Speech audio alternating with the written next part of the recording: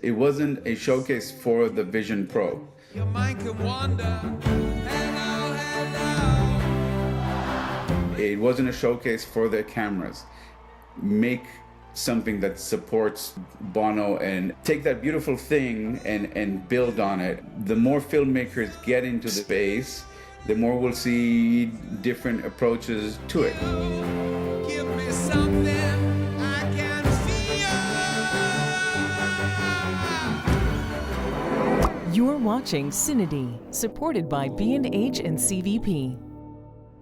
Welcome. I have today a very special guest, Elad Offer. He is a filmmaker and he's had the privilege of working with Apple and U2's frontman Bono on their latest film for the Apple Vision Pro. It's an immersive film, and Elad, I believe it is the very first feature-length immersive film. Is that right? That is right. The very first feature-length thing for the Vision Pro, maybe generally in VR. I didn't do my research to admit, but I think it might be the very first full-length immersive project sort of period. I had the opportunity to watch it over the weekend. I really enjoyed it. And my one thing to say is that sometimes you watch a movie and you think, maybe I'm on the wrong path in life. And you watch your film and it really left me with the feeling, you know what? I think I'm on the right path. So thank you very much for it. That's amazing. I want to learn more about what that path is, because each and their own journey. But thank you very much. That's really amazing to hear. Well, appreciate it. So tell us a little bit about yourself and how you got connected with this project. I come from a background of visual effects. I used to own a visual effects company in the aughts. Did a lot of work with a bunch of musicians, a lot of music videos. I've done kind of everything in terms of filmmaking, commercials, music videos, TV shows, feature films, all of that. More as a creative director or visual effects supervisor, some of it as like the director. And then a few years back, I joined a company in New York called The Artery, where I was the ECD, the executive creative director, when Radical Media, who produced this film, and Apple approached us to partner with them on this thing. So that's how I became involved in this specific project. I'm no longer at the Artery, but they do amazing work with an amazing crew of people. So it was sort of lucky, and I feel like I was just sort of fortunate to be the right person in the right place at the right time, with the history of having done a lot of stuff like musicians and musically based, generally with sort of my love of music. And I keep telling people, I think it was also a lucky moment, as in I've learned over the years to be a much better listener than I was in my youth. So I think that was very helpful in this project to kind of be able to really tune in to what Bono was trying to do and kind of augment that and build on that to do something that I think is a unique experience that's really never been done before. It is a unique experience. I really do feel like, we'll get into all the details, but I do feel like you have accomplished something here that's genuinely creative. It was an experience that I hadn't had before. And I feel like that's pretty rare. So it's cool. It's really cool. It's really amazing. We've been at it for a while, so and all in secrecy, behind doors with locked codes and things. Apple does everything very sort of under wraps until it's out. So it's really amazing to see people interact with it. Sort of people who haven't been involved, and the reception really has been amazing. And for me, like, I was sitting in on some of the press junkets when some of the reporters have been watching this thing and just in real time seeing the reactions, and on the one hand, it's amazing when a reporter whose job it is to have words puts down the Vision Pro and goes, I don't know how to describe what I just went through. On the other hand, it's like, well, I really need you to find some beautiful words because we want more people to experience it, more people to come and watch it in the Vision Pro, which is the only place you can experience this. So it's a bit of a combo of feelings around that. But when Bono says that it's a new art medium, that's a really big ego boost. And overall, just something I'm trying to learn how to deal with. I'm not so good at just sort of taking ownership of anything like that, and especially a moment as big as this. I'm kind of like, yeah, but the reaction does seem to be that I did something completely new, and it's you don't get to do that almost ever as a filmmaker. That's very true. And to the point where doing something all brand new feels a little foreign and a little ineffable, a little hard to describe. Hopefully we'll get into that a little bit in our conversation. You mentioned about the right time. How long would you say this process was from the get-go? Because from what I understand, when you guys first started on this project, not even all the software and hardware tools were fully in place. So when did this begin? It's been a moment, and it was a journey from where we started, not just in terms of the tools. The initial request was to do something much smaller than what we ended up with. It was essentially to do, if you go, so I'll try and describe to people real quick. When you watch this experience, you go through a journey of different kind of experiences. So there's parts where you're basically sitting there and just enjoying what we've been calling the cinema version, sort of the movie that Andrew Dominic did that's beautifully shot by Eric Messerschmidt. Turns out the most extraordinary thing about my life is the people I'm in relationships with. I met my wife, Ali, same week I joined you too. So sometimes you just enjoy that, and then there's moments where we've used all this special immersive cameras and technology to put you on stage with him or in the crowd as this performance, and you can literally like reach out and touch, or you feel like you can reach out and touch, like Bono's right there with you.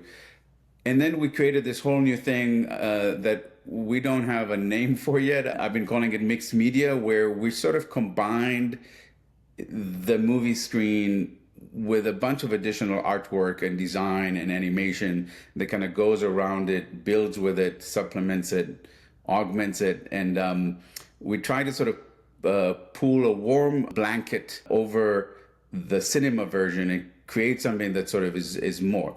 So this is what you go through as you kind of as you watch this thing. And when we started, it was meant to be just the sort of special immersive camera footage that we were to work with and do something that is just sort of supplemental to the cinema version. It was always meant to be together. It was always meant to be the cinema version and an immersive version. But it started as a smaller project, and then I started to have some ideas. We did some tests, and everybody liked it. The producers, John Kamen,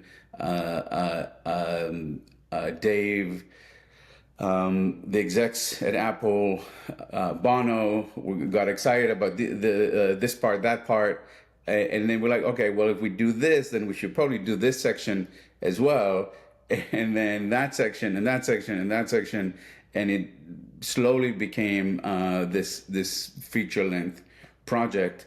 So it was a sort of an evolving thing. And then, like you said, there were parts where, like, we didn't even know to begin with if we could do this long of a piece as an immersive experience. That just never been done before, and the Apple team wasn't sure that technically they'd be able to get it through their entire pipeline to make it work, and that the experience you'll have in the Vision Pro would be exactly what they want it to be, because Apple is incredibly exact about that. Like, it has to all be incredibly polished to fit the Apple brand, right? So we were working together with the Apple team, building tools, making sure that things that we wanted to do would work in the device. Figuring out how to do that, figuring out some things like, this is getting a little bit into the specifics here, but even how to zoom. Were you shooting this on then like a prototype of the Blackmagic fisheye camera, or, the immersive camera that was just, released and announced? It's a relative of the camera. It's not the same, but I don't know if prototype is the right word for it, but certainly early days from the special team at Apple that does that work. There's only a limited amount of those bodies.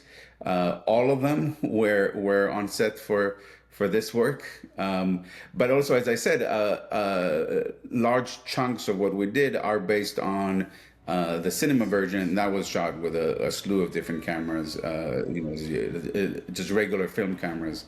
It's not really a one-man show, but it kind of has the feeling of a one-man show. Yeah, he calls it a Quarterman Show. Okay, there you go. And so you have other musicians on stage, and for our filmmakers, there are the camera crew is on stage as well, and actually seeing them in action is a fun treat, because the immersive team is shooting the stage, and you can see, here's an RE Trinity being shot on stage. You can actually watch, your Steadicam guys work. That was all Eric Messerschmidt's team. I wasn't even on set for that part, so that you need to interview Eric. The work they did is amazing. I told him, is like, I don't even know how you did this thing, because in the cinema version, you never see the other cameras. And there's a slew of them. Like and they're doing this dance, and they somehow still beautifully manage to avoid seeing each other. It's really out of control. Like Eric's team did just an amazing job. But I was actually expecting originally that they would want us to paint out the camera crew in the immersive shots. Or in the sort of fully immersive shots on stage, and I think it was great that they didn't. There is, maybe it's just my brain as a filmmaker that kind of loves it, but there is something to that feels like you're in a place that you wouldn't be. Like it feels like that you're there as a spectator on stage, as if you got like the most special of backstage passes, and you're right there with Bono.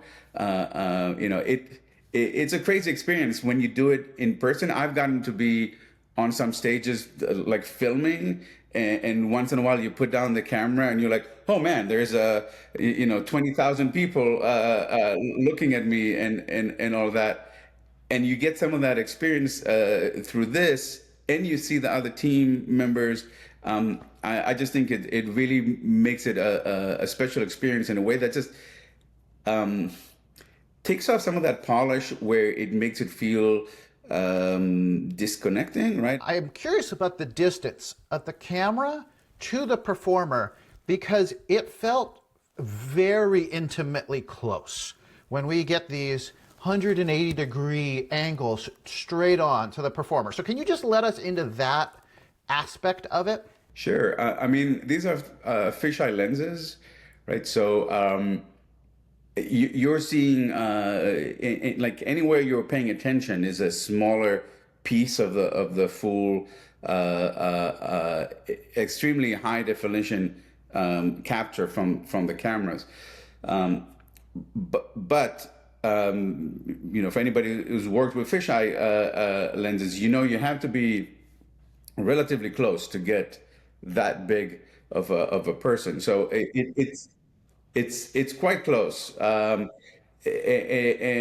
even figuring out what the height should be is difficult, because it's your point of view as a person, really. Like when you put the Vision Pro on, you're the camera, right? So it can't be too low where it's going to make you feel odd. It can't be too high. And finding just the right height where also the face doesn't get weird and actually not too close, because then like I've seen some VR pieces where it's like, oh, okay, I don't know you like that. Like I don't need you right here. Like it's nice to be like very close to Bono and be like, oh, I can touch you, I can have a conversation, right? And it's fine also as a tool. Like I can imagine situations where you want to be that close and create that feeling that maybe like something broke your personal space. But all of those are considerations that are new to this medium and had to be messed with and played around with and sort of tested in order to make them feel right. Yeah, so spatial storytelling is the term that was kind of put out there. And it sounds so, I would love to, hear a little bit of you getting into that aspect of how this technology affected your storytelling there, because we're not just talking about 3D depth placed onto, especially a post-produced 2D image. We're not really talking about something that was composed for 2D and then, even if it was shot stereoscopically, they compose it for 2D. You're really taking a totally kind of ground up view of how you're going to tell your story in space. So tell us a little bit more on that. And I would also love for you to touch on the aspect of depth of field and the inability for you to control the focus or even the focus point of the viewer. I love that you caught on all that. So first of all, the depth of field thing is something you can play with if you want to, right? So there are other pieces for the Vision Pro where the filmmaker decided to add depth of field. You can do that with a bit of a different setup. There's ways to do it. My personal take on this sort of spatial storytelling is that it's somewhere between traditional movie making and theater. The parts where it gets really emotionally effective for me is when I feel like I'm part of something, that I got put in a place where I am experiencing something with other people. I'm in a place that I wouldn't get to be sort of otherwise. And so it's not just about the spatial relationships, although those are very important. So that distance to Bono makes a difference. As soon as he steps a few steps back with that wide angle lens, he starts to feel far away sort of pretty quick. So you have to consider all that. But there's also something about it's all new, so we had to kind of figure these things out as we worked with them, and you have to experience them in the Vision Pro because the impact is just different. So, for instance, there's a part in there where we sort of built this wire statue of his mom that builds from these vines and sort of engulfs him in a way. Now that was a concern because it's his mom. So, and it was based on a drawing that he did, but we took it into a bunch of tools, Blender being one of them, and made these what's called grease pencil thing that was our basis for a whole process. But when you look at it just as a flat projection, just as you're kind of looking through the edit, it can look quite messy because you're seeing all the lines overlapping. But as soon as you put it into the Vision Pro and you look at it there, your brain understands, oh no, that strand of hair is back here, and this strand of hair is here. So they're actually not overlapping. And then suddenly something that might have looked messy and created maybe a feeling of discomfort because it's so messy becomes clean and feels different. So all of these things had to be sort of experienced as we worked in the Vision Pro, because that relationship of where things are changes your feeling. And It's not about, like when 3D stereo movies came out first and they kept doing the poke you in the eye thing, which also has its use. It's like a ride in that, like an amusement park ride. Like, ooh. I'll give you another anecdote. We had to do the title sequence, right? And for anybody who's done title sequences, you'd know there's rules about size. Size has to be exactly the same for everybody, or some people have to be 3 points bigger, 3 points smaller. All of these rules. It's in their contracts. Yes, that are in contracts, and people will measure, like literally print out and measure how many pixels. But what is that even? What does that even mean when you're in an immersive space? So I can have the same amount of pixels, but very close to you and very small, like feeling very tiny because it's very close to you. Or I can have the same amount of pixels very far and feeling like it's the size of the Eiffel Tower. But it's the same amount of pixels. Now, is that the same size? Like, I don't think so. Like, one person can say, oh, like my name's tiny. But now you're in a different place also in the Beacon Theater or whatever it might be. So we had to like even define what the hell that is. So that, and come up with a way that kind of accomplishes also sort of the feeling of size. So all of these things are things that you don't have to deal with generally when you're making a regular movie, but suddenly it matters. Like, like the you can't cheat as much as we'd normally be able to, because you can see when you've put something small on stage, when you're trying to do forced perspective. It does not work nearly as easily as you do with a single lens, because suddenly your brain goes, oh, no, that's not very far. That's actually quite close. Let's touch on that. So in this film, for those who haven't seen it, there is a lot of line art that is very elegantly done, beautifully animated. You wouldn't expect anything less than Apple. But one thing that stood out to me strongly is the amount of effort that was placed into thickening the line art toward the center of the frame and thinning it as it would, reach to the edges or off to the side. So I'm curious about how this forced perspective idea played out when it came to the, motion graphics. It was important to me that even though it's line art, that it feels physical and in the room, almost like a one of those wireframe statues that sometimes people make, that you can kind of turn around and then suddenly doesn't look like itself and whatever. So it was important to me that it feels like it's still in the same lighting, that and then the lighting is very centered around the stage. So all of it kind of drifted off to the sides.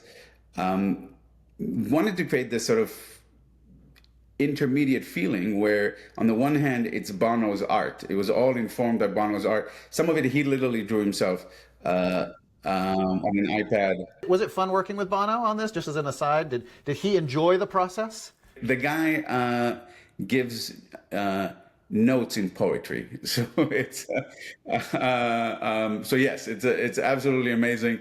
And where maybe at times normally my ego would be no, I'm not, like, I got to fight for this note, but it's so beautifully laid out. It's like, oh, okay, yeah, sure, yeah, whatever you need. That's always good to hear when someone who's got a well-known face and a well-known name, gives themselves to the art and is good to work with. Sure. There's also just honestly an overall feeling of kindness that always emanates from him. I think all of that is real. It's not, all the work he does and all that, from what I can tell, from the little bit I've interacted with him, feels like that's his actual thing. It's not some made up persona to make people like him. Like it is who he is. So that working with Bono was absolutely amazing. Honestly, the entire creative team was really supportive. Like I said, John Kamen at Radical, who produced this and was incredibly involved. The whole team at Apple, the executive team. It was really a supportive experience all around. So I couldn't have asked for better people to work with. So I'm curious about the writing, the show itself, the content outside of the filming. Did this medium affect that? Apple from the very beginning wanted there to be an immersive element to this, but I can tell you that the writing was a source of inspiration, and then trying to what's the word Bono used? He called it the giddiness of surrender.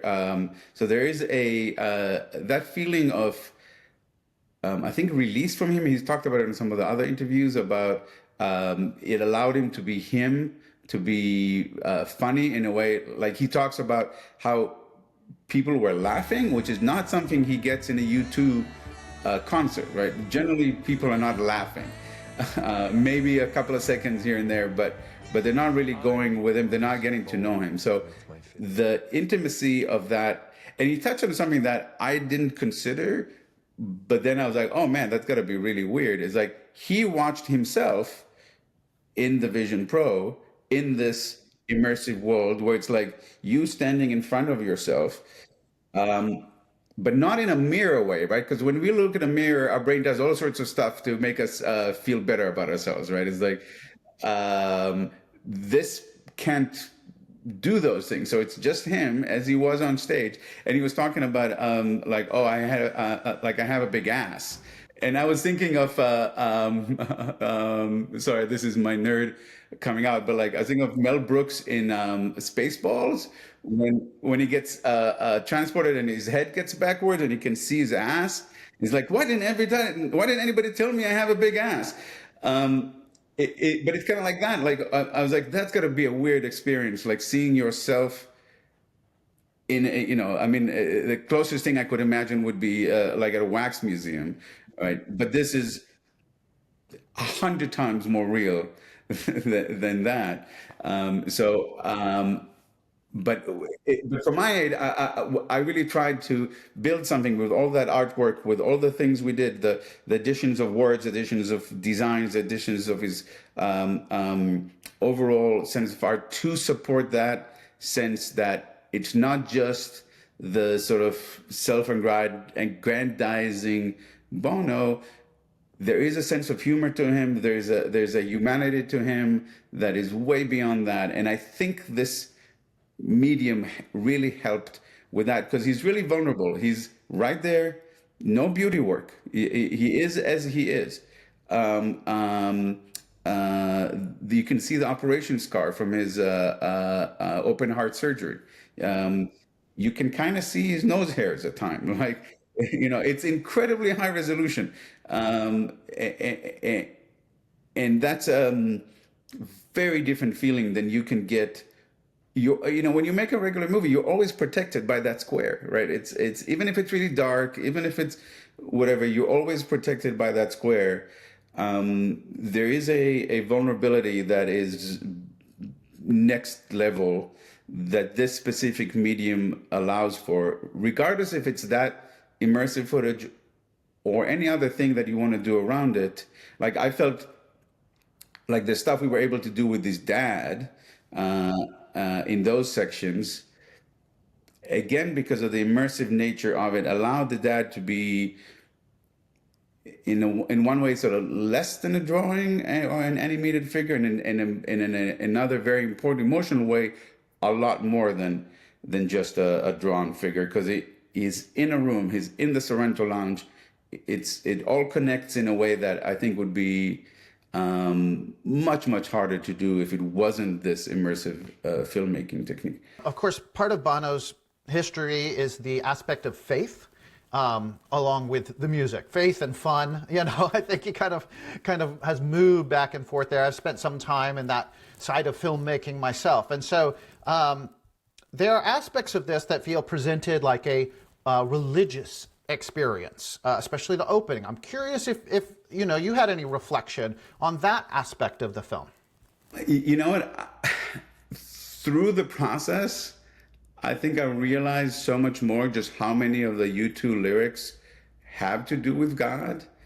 and Jesus specifically, like the his specific belief, but at the same time, sort of a universal thing. So you could read into it whatever you want. But as you listen to this movie, his narrative, everything he talks about, you're like, oh wow, okay, there is a deep Christian belief that kind of guides it, I craved my father's attention.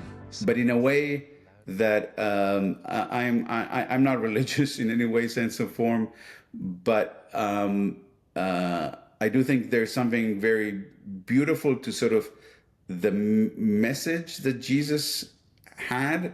If you take put aside all the religion, like, but if you just listen to the words, and I think that's what Bono is kind of echoing and repeating. I think that's what he truly believes in. It seems to be from the movie. So I learned a lot about his viewpoint around that just from having to listen to all of that and kind of go with it. So there's certainly a lot of that embedded in everything he does. I think that's a good way of summarizing it. And, you know, some of the conversations that he had with his father that he related, you know, they really went deep into all these aspects of whether it be faith or health or whatever. I think the surrender, regardless of which version, I think is about two things.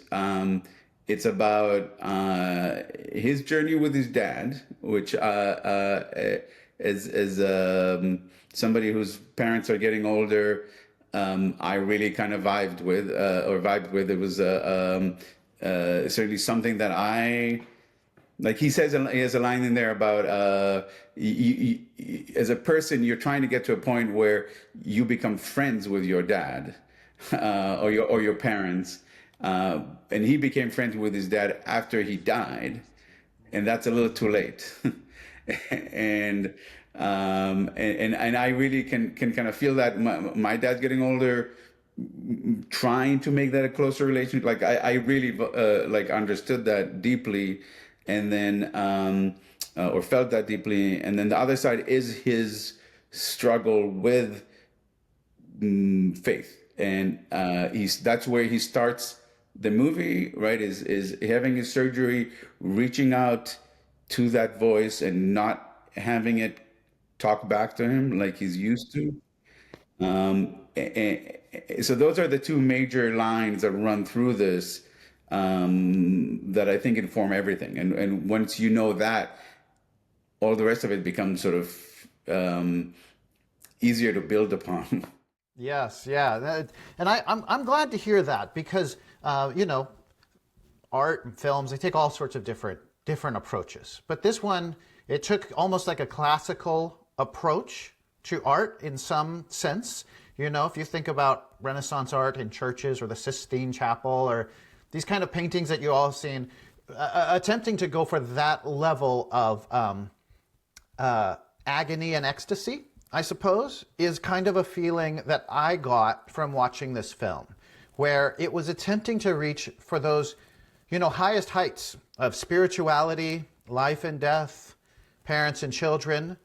And at the same time, there was also the, from what I felt, the technical agony of executing on something so ambitious. Absolutely. There was a lot of ecstasy, a lot of joy from doing something that's completely new, and a lot of agony, sometimes frustration with the tools, sometimes frustration with just the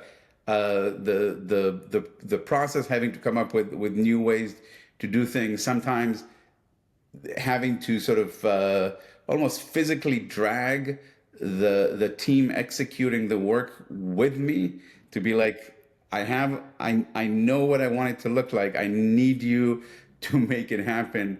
And where there's a lack of language sometimes, and having to literally sit together and go, no, move this there, because that'll create something else.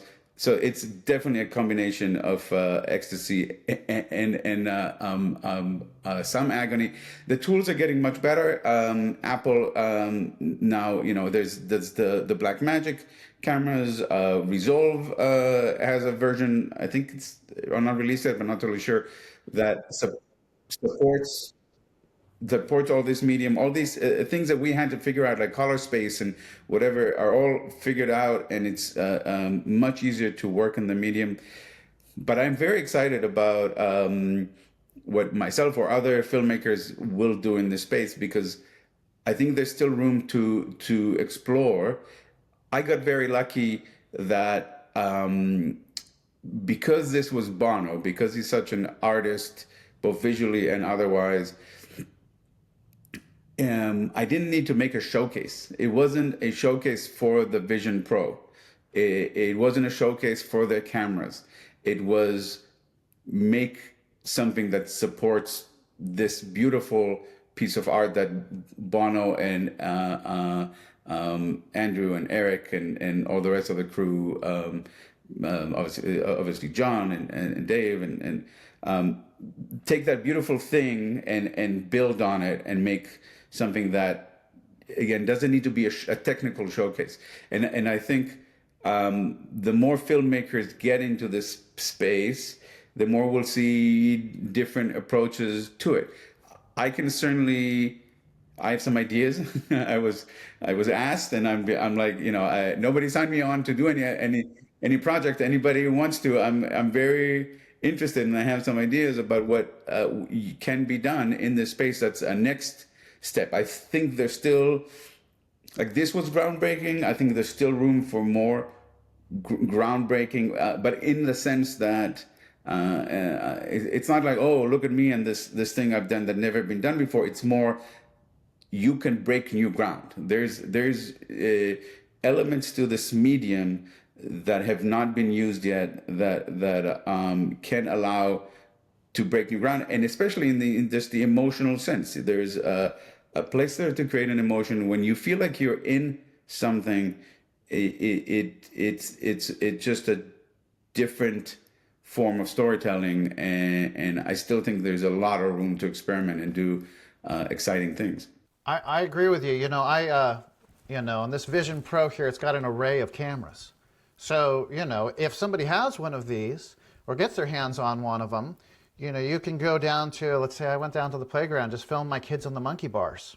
And I was, shocked by, when you're playing it back, how much you feel like you're there. And in addition to the cameras, Apple did a bunch of work on the audio as well. Oh, it's amazing. The audio level is insane. And the focus, you're able to, outside, focus on a subject and hear them clearly, like you don't even think about it unless you think about it. So for filmmakers who might be inspired by your work, but they can get their hands on a Vision Pro, they can actually start making films in this format, not to the same level of fidelity, where you have dual 8K eyes and all that stuff, but filmmakers can start playing right now with this medium.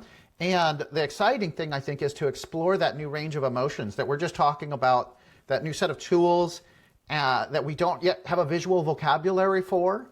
And filling in all those gaps, I think, provides really exciting opportunities. So thank you for introducing it to us on a feature-length level, Elad. It's been great talking with you. Appreciate your generosity and just sharing your process and your project. And we look forward to, the next thing. Same. It was really fun talking to you. I hope we do it again. This is my story. I'm stuck with it. You don't need it now. I'm going to have a very strong drink. You don't have to laugh, actually.